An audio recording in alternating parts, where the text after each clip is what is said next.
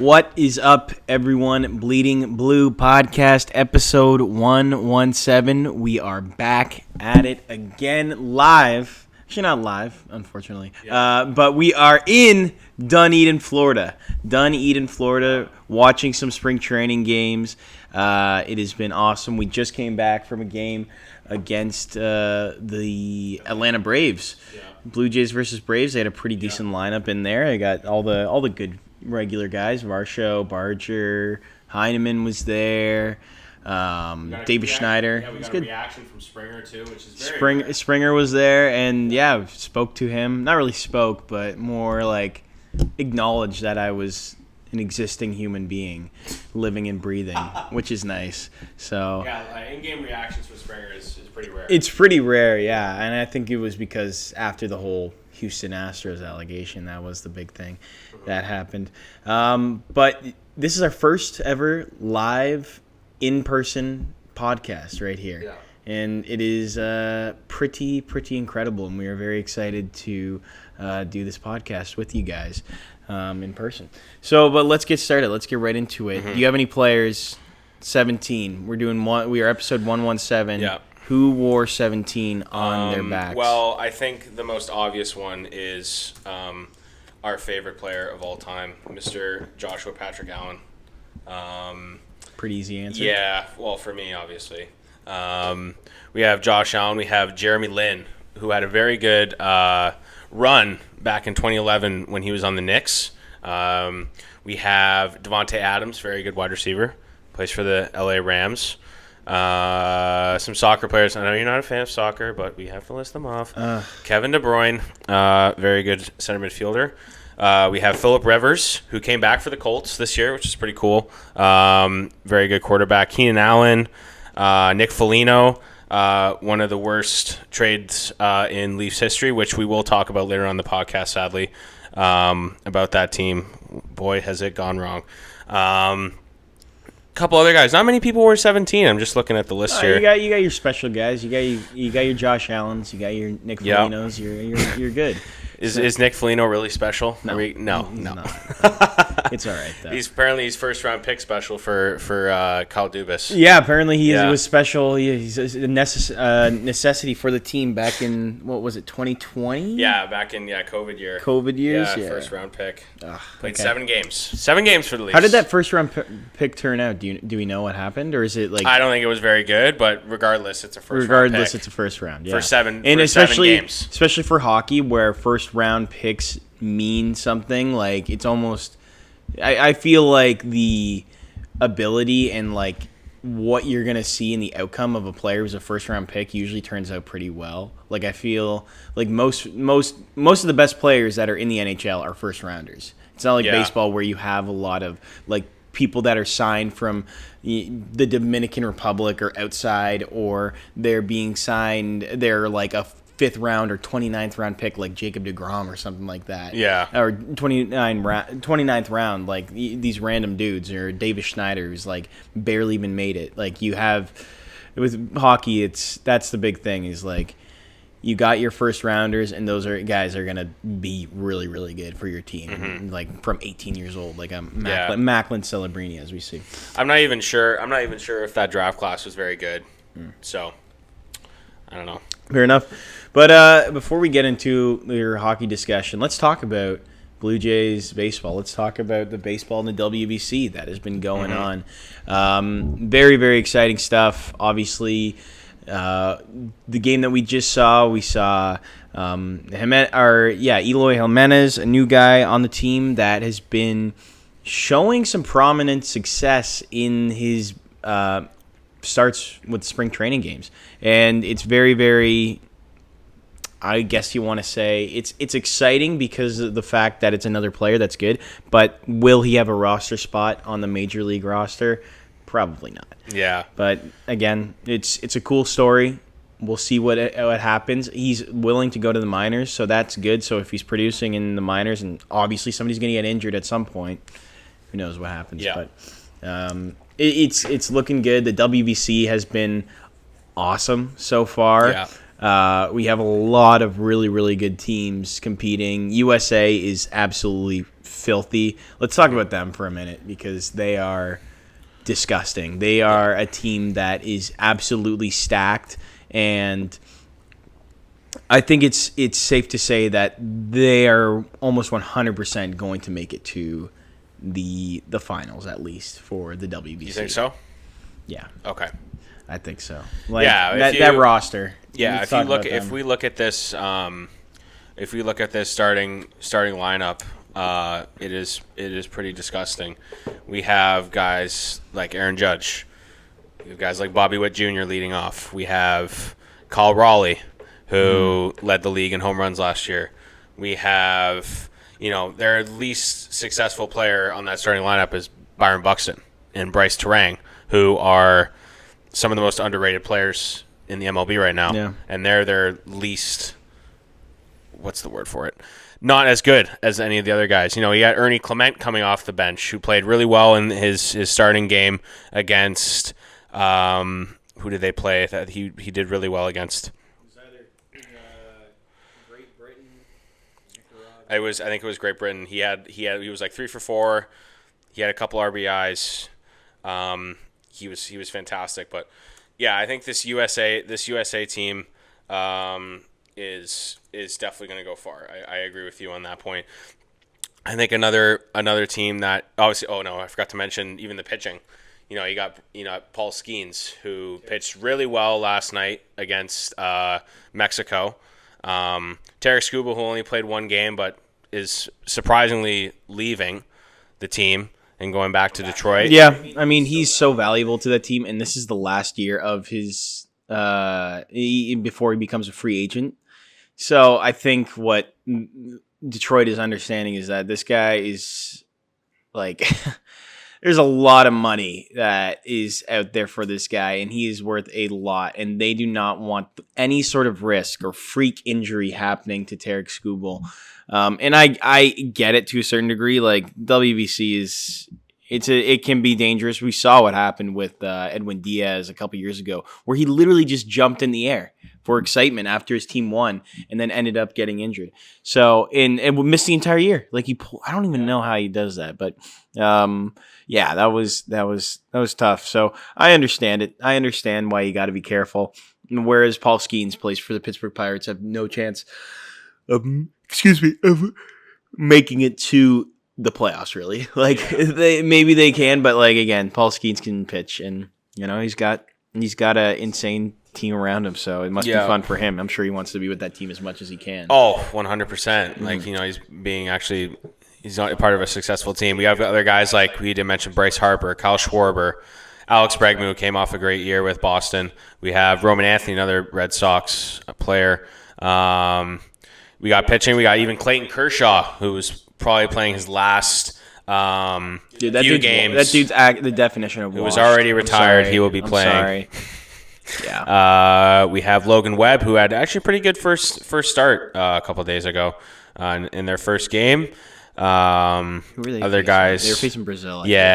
Other guys like Clay Holmes, Michael Wacha, Will Smith, who's even on the bench, which is very surprising. Probably got the top 2 catchers in the league on that team. You do. Ernie Clement, who we mentioned before, Gunnar Henderson, Preet Crow Armstrong. The other guys who didn't play, but they were named to the team was like Corbin Carroll was on the team, but he didn't end up playing. But he's injured. But they just have so much star power, and it's pretty tough to beat. But I think there is another contender that I think right now who has been so dominant as well, like the U.S., is the Dominican Republic. I would say they have a probably pretty respectable starting lineup right up there. I'll just say it right now. It is maybe the most powerful and exciting and fun lineup there is in baseball. Yeah. That lineup consists, again, our guy Vladimir Guerrero Jr. You got Junior Caminero, who's been a stud for them. You also have Juan Soto, Fernando Tatis Jr., Ketel Marte, Manny Machado, Geraldo Perdomo, and then you've also got frickin' O'Neal Cruz, who's going to hit absolute nukes for you every now and then, but also strike out a crap ton. He's not even a starter, but it just goes to show the power of this team. And then, of course, Dominican legend Austin Wells behind the dish. How does he make the team? What's his ties with the Dominican? Well, he must be. I think his mom is Dominican. That's what I understand. Okay. Well, obviously, I don't think she's from Dominican, but I think he has family from Dominican. I don't know where, because he's like the whitest person I've ever seen. Sorry, that sun killed me today. I'm dying. But yeah, no, I don't know how Austin Wells is Dominican. Who knows? Yeah, I'm probably as Dominican as he is, to tell you the truth. So yeah, there's a couple teams. Obviously, we got Puerto Rico who's playing really well in Canada's group. You have Italy, who's actually been a surprising solid team in America's group as well. Obviously, you have Mexico. Canada kind of struggled in their game against Panama, which should have won the game. A couple errors throughout the game that cost them the win. And obviously, we even forgot to mention Japan, who have been, I think they're 4-0 now because they won this morning. Yeah. So they're obviously going to have a chance. They will be there in the quarterfinals. So that's the big thing. It's like you get to the quarterfinals, and then semis, and then that's the WBC championship game. Yeah. So I think Japan. I think those two with U.S. Dominican and Japan. Those are probably those three that you're going to want to watch out for. It'll be Dominican and U.S. in the semis. That's what I think it's going to be. Okay. They'll play. How do they determine who is just based off run differential? Is that kind of the? It's based off run differential. Are they in the same division? Dominican and U.S. are not in the same division. No, they put them in separate divisions. Yes, that way. And that's a good idea. It is a good idea. So they end up in the finals together. Yeah. I like that too. Venezuela is also a great team. Like there's a lot of really, really solid teams. Mexico's, always good. So. Yeah. Anyway, it's going to be fun coming down the stretch here in the quarterfinals. I'm very excited to watch some good baseball. And obviously, we forgot to mention Venezuela as well, who the Dominican are playing tomorrow for the number one seed in that division, which is going to be a fun game. And we're actually kind of close to it. They're going to be playing in Miami, and I know we were thinking about going. We were thinking about going, but the ticket prices are a little too. I just bought this shirt, upper echelon, and that cost me like $110. So I'm chilling. Yeah, I think that's over and done with. But regardless, I think we're gonna probably tune in and watch that game because that's going to be a lot of fun. Those two teams playing against each other. So yeah, and I'm trying to think if there's any other things that need to be discussed about the Blue Jays because they are.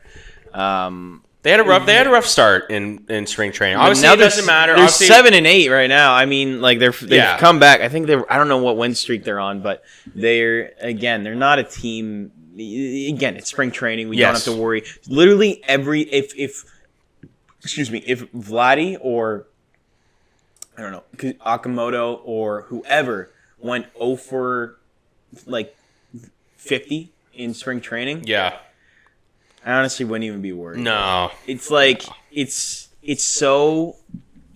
about getting ready, and I think that's what we need to understand because there's been years, and I feel like there's even been years when we've been doing this podcast where we've been like, oh my gosh, like Springer, we got to send Springer to the sun. I don't know how we got to DFA this guy. Like last year when he was like not great in spring training, and of course it's the biggest home run in like 30 years for the Blue Jays. Yeah. Like, so what it means to me is just these are players that are getting ready and trying to prepare and fixing swings, fixing issues so they don't have to do that in the regular season. Yeah. And then same with pitching. Like, Cease was great today, pitched 3 innings, no earned runs. Couple strikeouts. Again, still, like, it's not even something I'm like, wow, that was a really good outing. We're exciting, but the other thing that we do have to talk about, though, that let me see if you can figure this out. There's another pitcher that we just signed, Mr. Scherzer. Yeah, Mr. Scherzer. Who we did not mention last podcast because it hadn't happened yet, but I think it's a great another great addition for this team to bring him back. Probably his last year in the leagues, would you think? Or do you think he might come back? Who knows with this guy? Yeah. Who knows with Mad Max is he's literally a different breed. He's a different animal, and he figures out ways to stay in the league. I mean, he is one of the greatest pitchers of all time. He's won 3 Cy Youngs. He has over 3,000 strikeouts. He's pitched an immaculate inning. He's won multiple World Series. He's done a lot. He's done a lot. So even if he doesn't have a skill set of being a major league pitcher like he was before, like he's not the Mad Max of 5 years ago. We obviously know that, or even like 6 years ago. Yeah, 2021 was not that long ago. But yeah, it's I still think he's got a long. Yeah, he's still got maybe another year in him. I'd honestly think, as long as he can stay healthy. Like the difference between him and Kershaw is like Scherzer's actually in shape, and Kershaw is like a retired dad. Oh yeah, dad bod definition. So. It also adds to the question about the starting rotation, because we obviously have our main 4 who we're looking to look at is obviously we got Bieber, you got no, I wouldn't even say Bieber. I wouldn't even say Bieber. Well, he's injured right now, so you can't even think about him. I'm talking about starting opening day. Yeah, it's going to be 100% Gosman. It's going to be 100% Cease. Yeah. 100%. Savage, probably. No. Why not? No. Cody Ponce. Savage hasn't even made a start yet. So you're not confident in him being in that starting opening 5? Opening day? No. I'm not saying him starting the game. I'm just saying opening. I'm saying opening day. Who's going to be there? Who's going to be there? Who's going to be the 5 pitchers that are going to be 1, 2, 3, 4, 5 from opening day to the next 5 days or whatever? Okay. It's going to be. It's 100% going to be Gosman. It's going to be Cease there in that rotation of 5. It's going to be Ponce in that rotation of 5, and then it'll also be, I want to say 80% for sure Barrios, and then the other one is either Lauer or Scherzer. Okay, that's what it is. But I think probably ending up in June. That's when you get your confidence. Again, we don't know. 5. Yeah. But for now, it's we don't know. Savage, we need to work this guy up. We want to make sure we utilize this guy to the best of our abilities. We do not want him ending up in a terrible situation where he becomes injured or he's burnt out. We want him to be able to perform in playoffs and have a good perform the way he did last year. That was a perfect example of what to do with a young pitcher. It's like the Cam there's other pitchers you can think of, like Cam Schlittler is a good example because not a lot of people understand him. The Yankees hadn't even seen Savage before, and when they saw him, they were bent out of shape. They looked like Superman in a fat suit. Right. That's what Aaron Judge looked like. It was insane. So, that's the thing we need to worry about because Savage has big league stuff. He's got one of the nastiest splitters in baseball / changeups. Great fastball with a lot of ride and just an incredible release point. And as a pitcher, it's unheard of. So you gotta make sure you gotta cradle him like a baby. Yeah. So, anyway. We saw him today, too. That was pretty cool. It was cool. And watching Cease warm up before the game. A lot of cool stuff. It's my first time down here, so you've been here a couple times already, and you told me it was going to be a lot of fun because, it's not you're not worrying about who wins or loses in these games. You're just enjoying the nice weather and having a good time with the boys and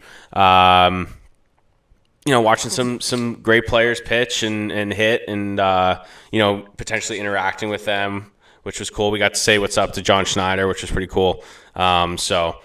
It's been a lot of fun. Obviously, it's just our first game, so we're going to be here down here for a couple more days. And we got George Steinbrenner Field tomorrow against the Yankees, so that'll be pretty cool to see that stadium and see the other guys on the other teams as well. So I can't wait. We're very excited. I can't wait to chirp every Yankee fan. Are the Blue Jays even facing the Yankees tomorrow? Is it? Yeah, it's at Steinbrenner. But it's Blue Jays versus Yankees. Yes, okay, for good. sure. And yeah, I can't wait to Night chirp. game too, which is going to be pretty cool. I cannot wait to chirp the Yeah. Yankees fans. Oh, it's going to be awesome. If I get thrown out, that'll be my perfect All right, ending you're I'm not back going home to. yourself. I'll just wait outside the stadium and catch balls that get hit. Head over to the Tampa Bay Bucks stadium, Raymond James Field. I'll Buy some Bucks gear. That's a good transition to our next topic, which is the Bills. Where yesterday, we're filming this on the Tuesday. Monday I'm pretty sure, was the first day of free agency in the NFL. And the Bills before that made a couple nice moves. They got DJ Moore in a trade, which I am pretty pleased about. A few Bills fans I've heard online are kind of questionable about it. Really? Yeah, just because Why? the fact that he's kind of lost his luster a bit, a couple years with Chicago. He's not as good as he was. Yeah, but I think he's still got some years left in him. I think he's only 31 years old, kind of in his just late prime of his career. Yeah. But he's had some really good years. First year in Chicago, he had almost 1,500 yards receiving, which is fantastic in the NFL. I think he had 4 straight 1,000-yard receiving yards seasons with the Panthers. And I know my friend Ethan, he's a big fan of DJ Moore, so he was pretty happy that he came to Buffalo, and I'm pretty happy as well. I think DJ Moore is a great player. He showed some potential in clutch moments, specifically with Chicago last year. In the playoffs, he caught the game-winning touchdown against the Packers and had that OT winning touchdown in the regular season as well. He's proven to be very clutch, which is what the Bills need. As from a receiver. Obviously, you got Shakir in the slot, but I think DJ Moore provides a great option for Josh. Kind of reminding me of Stephon Diggs, but Stephon Diggs was a little bit younger when he came to Buffalo. But I think DJ Moore is a great option.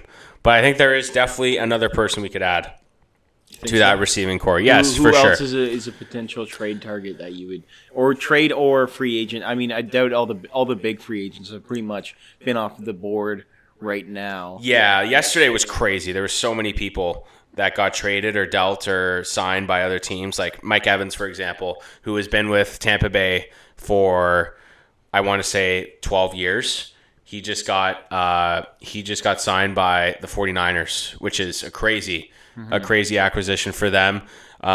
Gives Brock Purdy another great option in that receiving core. A guy like Romeo Doubs, I thought the Bills would be looking at. I think they had conversations with him. He just got moved to the Patriots today, sadly. So that's going to be tough playing against that guy because he's very good. He used to play for the Packers last year. And a couple guys, obviously big names like, Justin Jefferson, obviously, someone who has been not openly saying that he wants to leave Minnesota, but I think there's a conversation where he probably, obviously last year with having 14 wins and losing in the first round to LA did not help. Yeah. With guys like Sam Darnold, and then obviously the GM deals Sam Darnold away to Seattle, who ends up winning the Super Bowl this year, and then they have JJ McCarthy, who's probably not coming back to Minnesota this year. So it's like he's got a revolving door of quarterbacks he has to deal with. And I mean, if he wants to win, and pretty much is confirmed that going to a team that is going to make the playoffs each year, and needs maybe one more piece to kind of break through that. And we've seen it with other teams where they just need that extra piece that helps them, like the Eagles, I feel like. When they got Saquon from the Giants, It was like right away, that team is just a fucking different breed. Yeah. They're a different animal. And if the Bills, they got Justin Jefferson, they are a different animal. They are a team to be reckoned with and are immediately one of the odds favorites to at least make the Super Bowl. Yes, for sure. I would 100% agree with you on that. The Bills have the quarterback, obviously. They have the running back in James Cook, who led the league in rushing yards last year. They just had DJ Moore, which is fantastic. They have Shakir, who's very good, very reliable. Dalton Kincaid, I'm pretty sure, has his rookie contract done, so they got to figure out what they want to do with him. They just got Dawson Knox as well on a new contract today, which is very good. Another very reliable receiver that Josh knows who to connect with. But I think the main problem is the defense. And I've mentioned this before in the podcast, especially during the playoffs. They just can't figure it out. They can't figure out the defense. They can't add the players that they need to win the big game. It's tough, man. It's tough. You know, they've had this problem for years and years in the playoffs with Josh, who have had the opportunity to move on, you know, potentially go to the Super Bowl, but it's just the defense was always the problem. But, you know, obviously last year it was Josh who was the problem, which is very rare in the playoffs. Josh is usually that guy I think it's still a fluke. Like I think, like, when I mean that, I mean it's rare that is going to happen again with Josh, where he's going to have a crappy game. Because, again, it's like, it's just he had a bad game. Like, that's literally all it is. There's nothing else you can really say about it. He didn't have a good game in a very important game. And 9 times out of 10, he's going to put on a great performance and have a good game in those big moments, because he tends to, for the most part. And then it's usually the defense, as you said, that lets them down, or the other team just straight up outplaying you. You can't really do anything about it. But I don't think Denver outplayed the Bills in that game. We can always keep talking about this for months and months and months until the season starts again. But I think they need to figure out something on that defense. They obviously let go Taron Johnson, who's been with the team for a while, who was a Pro Bowler. They got Matt Milano, who's going to be on dead cap, which sucks. The Bills have like almost $30 million in dead cap, which is horrible for allowing to get like Justin Jefferson, for example. They got to restructure a bunch of contracts to open up some cap space to maybe add a few more guys to the team. They just signed a new guy, D. Alford, who used to play for Atlanta, another cornerback, kind of replacing Taron Johnson, on a three-year deal, $7 million a year, $21 million. So that's not bad. They re-signed Knox, obviously, like I mentioned. Kyle Allen, a good backup, and then their punter Wisnowski. So not much, but obviously DJ Moore being the big acquisition so far. So lots to come in free agency as it just started, but a couple crazy few days with guys being moved around the league. What is the likelihood that Justin Jefferson could get dealt? I think it's probably pretty low. I think it's just the fact being dealt to here. I'm not even saying being dealt to here, just being traded. I think it's pretty low. Just being traded in general. Because he's got like 1 or 2 more years left on his contract. So I don't know. That could take a lot of. That's kind of money. perfect, because then you trade him when he's got 1 more year left. It's not like you have to eat a bunch of money. Like, you'd never have to eat any money. Mm-hmm. Like, you're going to get good picks, probably. Like, you'd probably get great picks out of a Justin Jefferson trade. And the thing is with the Vikings is they have the pieces to build a team, as we saw a couple years ago with Sam Darnold. They won 14 games. It's just, I don't know. It's just the Bills, they don't have the cap space for Jefferson. They can't pay him what other receivers are getting. Like, you got like a Jamar Chase or a CeeDee Lamb who are getting over $40 million a year. The Bills just don't have the money for that. And I don't think they want to give up their draft picks for that, obviously. But I think personally, I would say Justin Jefferson's probably the best route you want to go in making this team a big difference maker. But it's not going to happen. It's not going to happen. But I would like it to happen. It won't happen. But you know what? If it did, I will. Oh, dude. It would be a lot of fun. It would be a lot of fun with that team. I know you'd be happy. I know you'd probably. Dude, you don't even know how happy I would be. It would. Oh man. What's that equivalent in baseball terms? The Jays. I don't trading even know. I'm trying to think here. Who do the Jays really need? The Jays getting Skubal. That basically would be the equivalent. That's the okay. Yeah. All That's right. how good Justin Jefferson is. You're funny. Yeah. I'm being serious. I I'm know. being dead I serious. believe you. I'm just. It's funny that could ever be a trade. But that's what I'm saying, because it's a guy a young player, relatively young player, who has been in the league for years, one of the best players at their position, has a year or two left on their contract, has been linked with a couple teams to get traded, and so now we will talk about the Leafs, who, unlike the Jays and the Bills, are in a very tough situation right now. After the Olympics, it's just been bad after bad after bad. Trade deadline came up last week. They dealt a few players. They dealt Waugh away. They dealt Lawton away. And they dealt Bobby McMahon away. And they only got one first-round draft pick out of those three players. And the Leafs got Scott Lawton last year for a first-rounder, and they dealt him away this year for a third-rounder. Thoughts? Okay, I'll tell you right now my entire thoughts. If you're going to sell like the entire your whatever you have. Like, I know they probably couldn't get anything for Ekman Larsson. Like, they probably were they would have gotten something for him, but well, I don't think it would have. I don't think Tree Living wanted to let him go. Like, okay, well, if you believe in winning next year, then you don't get rid of those guys unless you know you're not going to sign them again. And if that's fair, that's fine. Like, Bobby McMahon, like, I don't know if we were going to re-sign him after this year, because was his deal? I feel like his contract was up, right? Wasn't it? Or does he still have more years left? I think he still had one more year. Fair enough. Okay. Which he's, again, a good, solid player. Like, you have to do it in an attempt to. He's a great player. He scored 20 goals. He's scored 20 goals already this year. I know. Yeah, exactly. So you need to do this in an attempt to actually get decent players for your team and compete next year. So if the Leafs are serious about, like, if they really believe in a rebuild, not a rebuild, like a team that's going to win still next year. Like, they don't have to rebuild next year. They don't have to.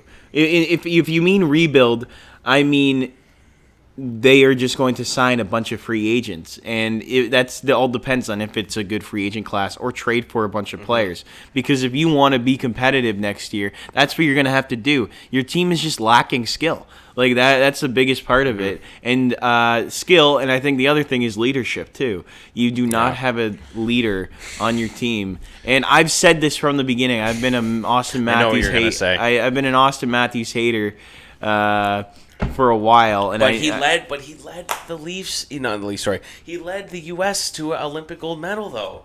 Oh, with fucking who was by his side though? Quinn Hughes, Jack Hughes, Matthew Tkachuk. You got Charlie McAvoy, Tage Thompson, Jack Eichel, Jake Gensel. Yeah, and the best goalie in the world, Connor Hellebuck. Yeah, and we I forgot, we also have the best goalie in the world. So fair enough. Yeah, that's true. Wait, no, we don't. Okay, so point proven. He's just, I don't know. I just don't like him. I don't think he cares to be here. Maybe, and I get, like, you know what? Say you are losing. Say you are not having a great season. And that's okay. Teams have bad seasons. McDavid was on Edmonton teams that weren't great when he first started out, and that's fair. And I think the same thing with McKinnon. McKinnon was on teams that did not win or got out in the first round. But again, he's also won. The thing is with these guys, it just seems like maybe it's the fact that Matthews isn't Canadian, and that could be honestly affecting my perception of him, and it probably shouldn't, because it shouldn't matter what country you come from as long as you want to win and lead this team to a championship. But there's just a difference, and I love, and I probably shouldn't compare him to my boy Vladdy, but 2 years ago the Jays had one of the worst seasons since like the 2019, where they only won 74 games. Yeah. And who ended up having still the best season and fucking running out every ball, every pitch is Vladimir Guerrero Jr. Came sixth in MVP voting, was a starter at the All-Star game. This guy, no matter what, still cares. That's right. And you can tell that this guy cares, and he wears his emotions on his sleeve. So that's part of it. Like some guys don't, some hockey players don't.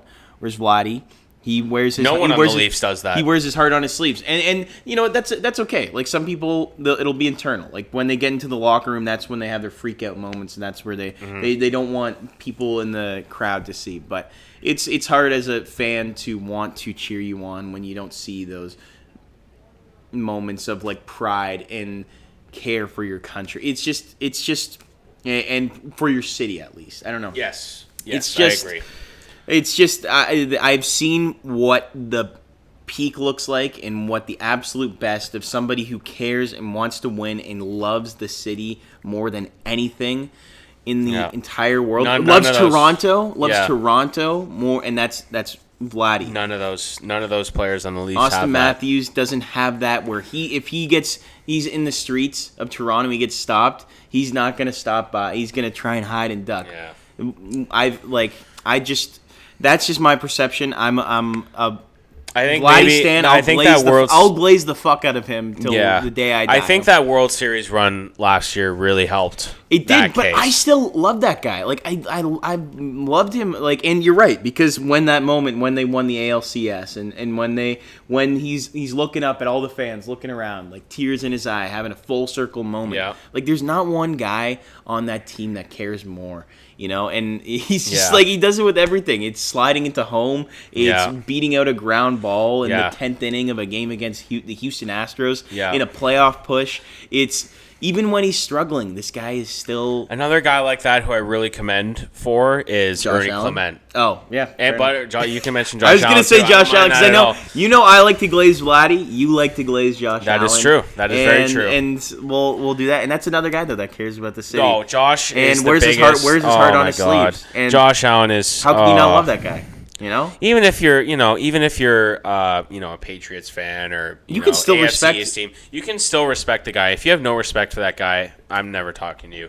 That's a dude that does but- charity work, will help out people, Yes. like plowing Ernie drivers. Clement is another example. That guy, just a great guy, and you saw that in the USA game when he played. He was diving to first on a ground out. Like that's the passion that I look for in players and athletes. But that's the in this thing day about and that age. entire team, though, is that there's not one guy in that locker room that doesn't care, or that is not that only wants to win. They only care about winning Yeah. and creating a winning atmosphere. And I'm so that's what it excited to is. watch him this year, man. I know. Ernie's going to be so good this Dude, year. all of them, all those guys, like Yeah. they just and they each one of them on that team had at least one like great moment in the playoffs Yeah. for themselves. Whether it's Jimenez, whether it's Varsho, whether it's Clement who, Yeah. who had 30 hits in an entire postseason, which is crazy. Whether it's Yeah. Schneider leading off a game Yeah. with a home run Yeah. in the World Series. Yeah. You know, but Lucas had a bunch of clutch Yeah, hits. Lucas is very clutch, and He we was. saw him today too, which is awesome. So that's the thing. I know maybe it's not right to always compare the Leafs to the Blue Jays. Oh, but we do it every single week. We do it every single week, and I know I shouldn't because they're different sports and they're different personalities. But you see what a winning team looks like, and then you see what a losing team looks like, and it's easy to compare. But Yep. I've also seen the Leafs win playoff series, and they've played great. Like I think the last year team was really, really good. That was their best chance, I think. Up 2 games against Florida, and even up 3-1 in Game 3. We can obviously, and they also had Game 6 they won, and they had Game 7, a chance to move on and play Carolina, but obviously that didn't happen. Yeah. So we just got to move on and just look forward to next season, because obviously nothing's going to happen. Hopefully they tank for Gavin McKenna, which would be fantastic if they do get him, but that's not going to happen. They play Montreal tonight. They're going to get their ass whooped tonight probably in Montreal.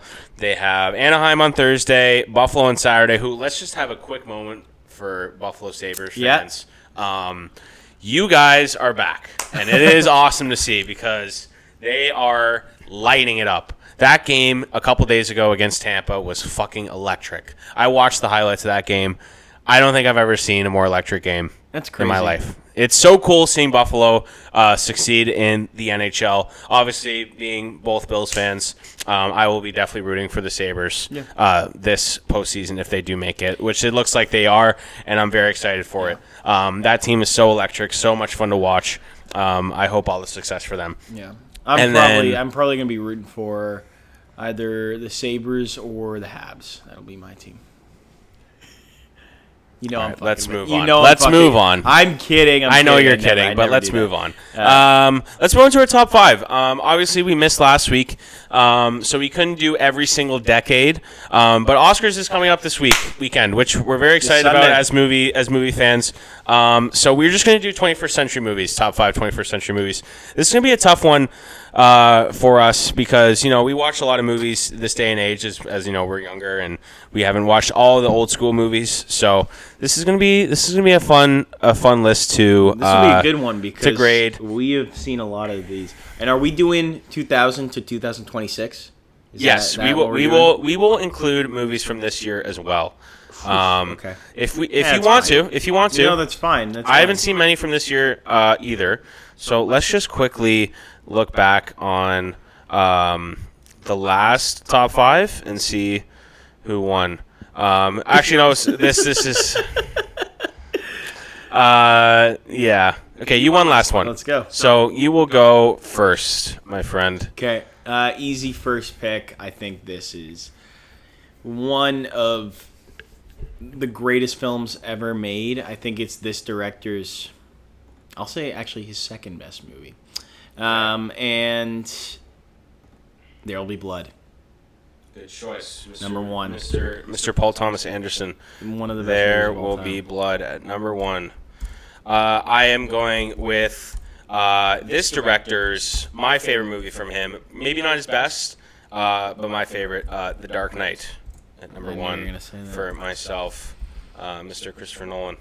All right. I am going to go with number 2, Moneyball. Moneyball at number 2. Good choice. Good week for it as well. Yeah. Okay. At number 2 for myself, I am going to go... Ooh, this is really tough. There's a lot of choices here.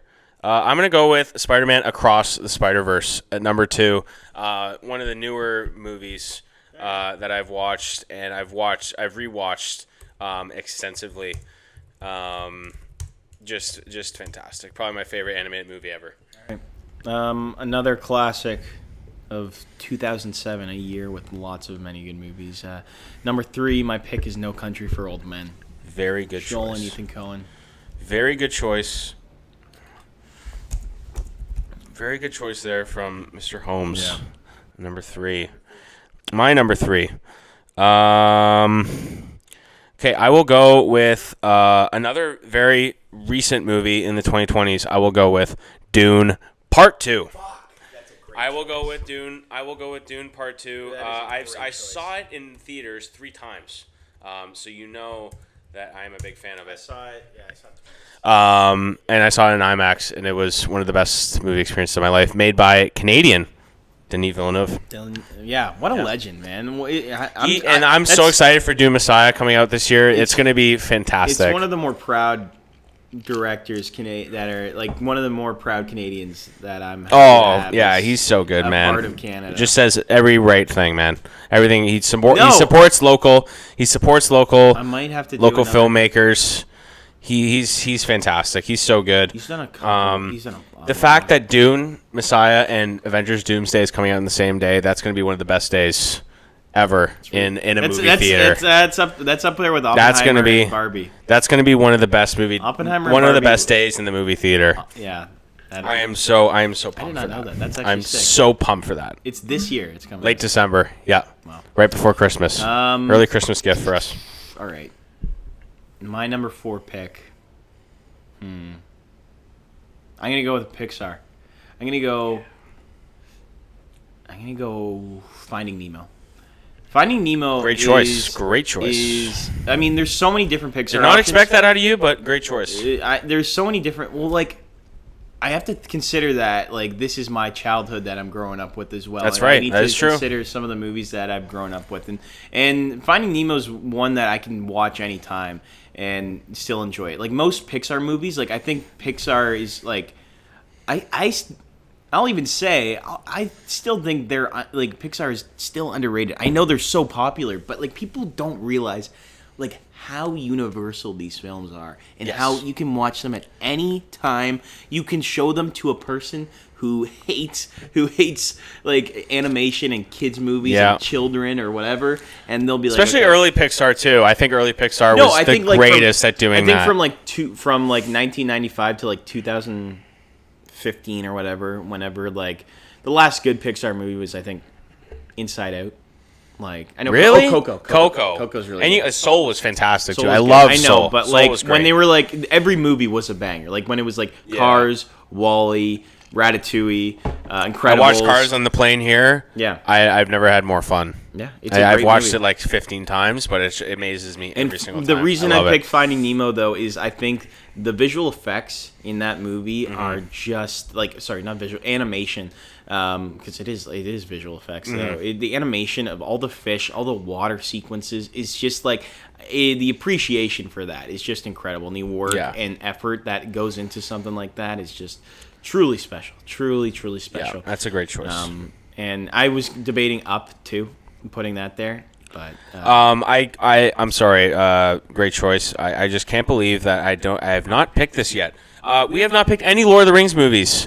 So I'm gonna go with Fellowship of the Ring as my number 4 choice. I should have put this at number 1. I'm sorry to all Lord of the Rings fans.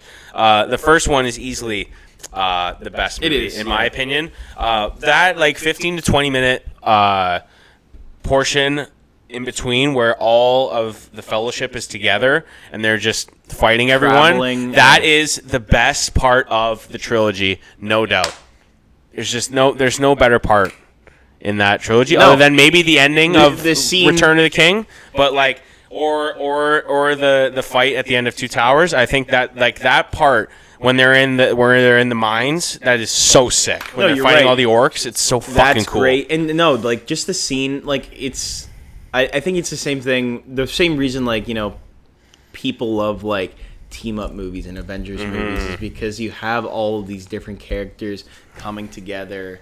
Like you have like when you got like Gimli and Legolas and then Gandalf and then all of the hobbits. You got Sam. Two different types of people that hate each other: dwarves and elves. They fucking hate each other, but they have to fight together in order to end Sauron. Fucking cool. Why am I forgetting to be Aragon? Right, Aragon. Is that his name? Yeah. And then, you know, Frodo, Sam, Merry, Pippin. Like, oh man. There's a movie on here that I'm surprised you have not picked. I'm not picking. You know what? I'll pick for number 5. There's a movie here that I'm very surprised you have not picked, and it's not there.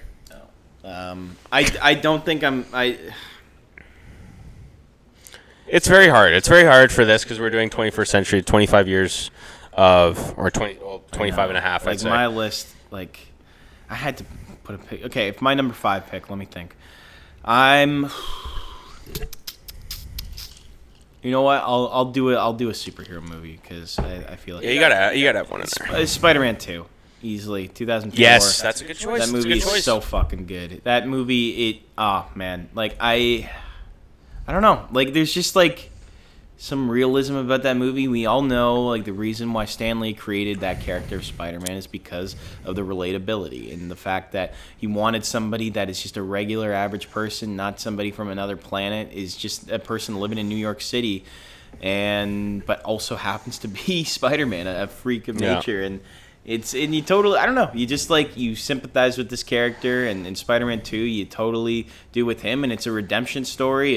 It's you know, about finding your true self and a rediscovery of one's purpose, and man, it's inspiring. It's a great movie. It is. It's a It great is. movie. It's like It it's a is. lot deeper than I think people understand. Like all of them. Yeah. All of them I think are a lot deep. There's a lot of lessons to be learned in all three of them. Really, like the first one I think is the with great power comes great responsibility. With the second one, I think it's a rediscover of oneself. It's how to understand who the true person is. And I think the third one is really about addiction. If you think about it, Yeah. addiction, Yeah. issues with addiction. So, Yeah. Anyway, Sam Raimi did a great job with that trilogy. He did. man. Honestly, He did I such think a the good third job. one's not even that bad, man. There's some cringy parts. It's still fun. It's still a fun movie. Anyway, go ahead. There's a few here, man. It's a shame we're doing only 5 here in an audible mention. But I think I'm gonna go with one of the best scripts ever written. You can agree with me on this for sure because we watched it in theaters together. I think Social Network at number 5. I think it's David Fincher's best movie. Yeah. You obviously got Seven there and Fight Club, but I think this is him and Sorkin just did something special with this movie. Jesse Eisenberg got fucking robbed for best actor for this movie, but I think Social Network is just it's too good to leave off this list. I gotta put it here. Okay. Honorable mention. Here we go. Yeah, one more. I mean, if I'm gonna go with something, it's gotta be a good one. But I could choose. Okay. You know what I'm gonna do? I'm gonna do one that is going to surprise you for sure. Okay. I'm going with Harry Potter and the Prisoner of Azkaban. It's a fantastic movie. Yeah. I was a little surprised at that choice. You left off Superbad, which I was very surprised that you were not going to pick. That you were. I thought that was going to be like easily in your top 5. I was very surprised that you did not pick that. I'm not going to pick it. But Prisoner of Azkaban is definitely a great choice. Dude, easily, I know. I think that's a consensus best Harry Potter movie. This is going off my, like, again, I didn't write a list down. I'm thinking, like, I'm just going off, like, what is the movie that comes to mind first? I'm not like, I'm just trying to think, have it come naturally. So these are the movies that are coming into my head as I'm going. I know for sure that There'll Be Blood is my number 1. Like, I can go down fighting for that movie. Like, I think it is maybe the greatest performance of all time in Daniel Day-Lewis. Like, there's nothing like it. But Prisoner of Azkaban, like, again, when I'm a kid, like, this movie is always there. I've read the book. I love the book, and the movie is just as good. Honestly, it's one of the most creative. The visuals are just awesome. You got a different, like, style in Alfonso Cuarón. He should have been the director for all the other movies. Oh, he totally could. Been. He creates this very, very unique style with all these Harry Potter movies, and with the Harry Potter movie he did, and he's another director that's really, really good. Yeah. Directed Gravity, he didn't direct Birdman. He directed Roma, I'm pretty sure. Yes, he did. So yeah, Children of Men as well. Yeah, very good director. Very visionary.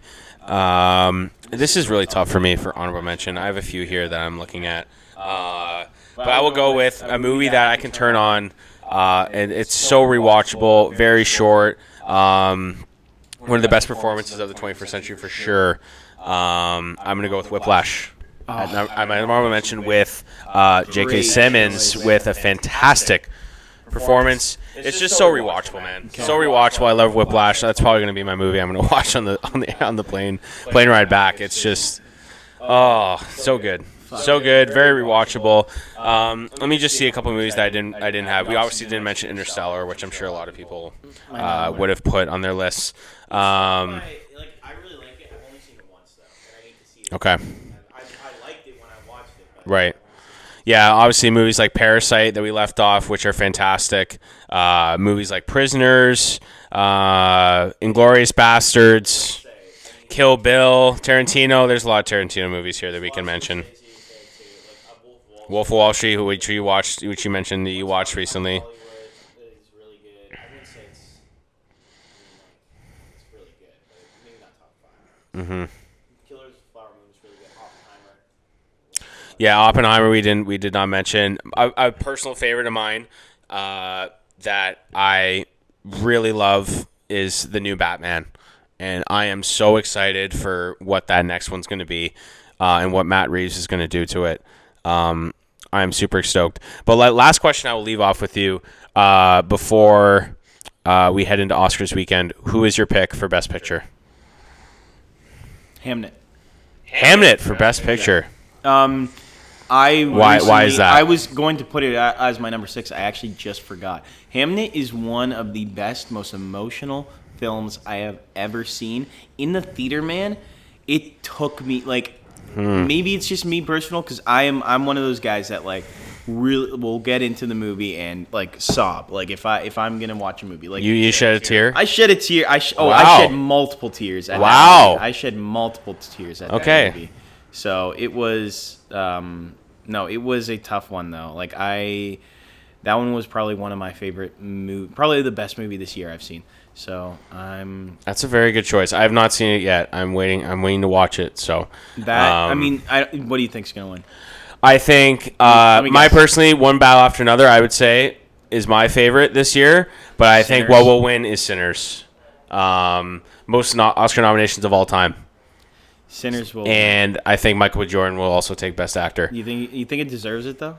You think it deserves? I think so. You think the movie deserves it? I think Michael B. Jordan. I just rewatched a bunch of scenes. Ryan Coogler, I think it's a long time coming for him. He's one of my favorites. Obviously, coming from Black Panther. And he direct Creed? Fruitvale Station and Creed. I've been a big fan of him. It was due that he was going to come out with a movie that was his personal passion, because he's obviously dealt with a lot of franchise movies with Creed and Black Panther with MCU and stuff. So I think this is a big breakout year for him, and I'm very excited to see what he does for the rest of his career. And obviously, he's still very young. I think he's still under 40 years old. I think he's still 37 or something like that. He's still very young, so he has got a long career ahead of him. I don't think he wins director. I think probably PTA wins it. He finally gets his win after a long time. I don't think it makes sense to have a director win Best Director and then not win Best Picture. I feel like that's wrong. You think of, in the best example of that is Steven Spielberg winning Best Director for Saving Private Ryan, and then Saving Private Ryan for some fucking reason to Shakespeare in not Love winning Best Picture. I don't think anyone can name one awesome scene in Shakespeare in Love, that's their favorite, but a lot of people can name a lot of awesome scenes in Saving Private Ryan. Yeah. So not as memorable, but I think Sinners has that memorable aspect. I think there's a lot of memorable scenes, but you can also make the case. I haven't seen Hamnet yet, but I'm sure you can make the case for that movie. Hamnet, the difference between Sinners is. I feel like the reason why Sinners would win is because in modern, we know what wins. Everything Everywhere All at Once. It's not the same style, but it's that type of movie where it's an alienated crowd. I don't want to say it's a different, I don't want to say something that I don't that you'll regret. That I'll regret, but okay. Again, we know the type of movies that are winning nowadays. Okay. That's what just happens sometimes. Okay. And Everything Everywhere All at Once is the example of a very different style of film and becoming popular. And I'm not saying that it didn't deserve it, because I really liked Everything Everywhere All at Once, and I really liked Sinners. I did really like it. But to say that Sinners, if Sinners didn't get 13 Oscar nominations, I also wouldn't be surprised either. They got 16. 16, yeah. Yeah. So if say they didn't, if it came out that Sinners didn't get 16, I wouldn't have been oh my gosh, they're robbed of all these nominations. Yeah. It should have been nominated. Because it seems kind of an action movie to me too at times. I agree with that. So it's an action thriller. There's other movies that are similar to Sinners. So from what I understand, they just must have done a lot of press and a lot of submission to the Academy, because that's a part of it. Yeah, I would agree with that too. But yeah, I think One Battle After Another is just, oh my god. PTA should have won for There Will Be Blood. I'm confident in saying over No Country. The Coen brothers, I would say so. Yeah. for that movie. But I think this is his kind of like, we fucked up earlier. This is your Oscar. Chance to finally. This is your Oscar. I think this is probably it. Because One battle Ryan Coogler has so much time, right? He's gonna win. He's gonna win eventually. But PTA deserves to finally. Yes, for sure. After all the movies he's made, I think this is his time. I think this is when he'll win. Is going to. Yeah, like I'm trying to think of what really deserves it though, because I've seen a lot of the movies, but I think it really is down to either Sinners, Hamnet, One Battle After Another. Is there any other movie that F1? Yeah. People hate it so much that F1 got nominated for Best Picture, but I love that movie so much. Really? Yeah. It's so much fun, man. Okay, fair enough. It's so much fun. I haven't seen it. I should probably see it. It's so much fun. People hated on it, but it's so much fun. It's such a fun movie. If you haven't watched F1 yet, go check it out. But all right, well, let's end it here. Let's end it here. Thank you guys so much for listening. Hopefully, we'll have another podcast out. Maybe we'll do another. We'll have a guest on to talk about some Blue Jays topics as we gear up for the season and as we finish up our trip. But thank you guys so much for listening. We'll make sure to like and subscribe on the YouTube, TikTok, Instagram, Twitter. We are on Spotify and YouTube. Make sure to listen there or watch there. Cheers to a good and hopefully awesome regular season for our Toronto Blue Jays. And WBC championship. If it doesn't go to the Canadians, better go to the Dominicans. Yes, I would like that for Vladdy. Yeah, I would like that. That would be. He deserves a nice little championship before a taste of what it can feel like a championship. Yes. Before and he beats Ohtani in Japan. That'd be nice. I like and that. Just U.S. or if he beats that. U.S. in general at some point. Yes. That'd be great. But anyway, thank you guys so much for listening. We will see you soon. Cheers, and go Bills, go Leafs, go Raptors, go Jays. And go Jays.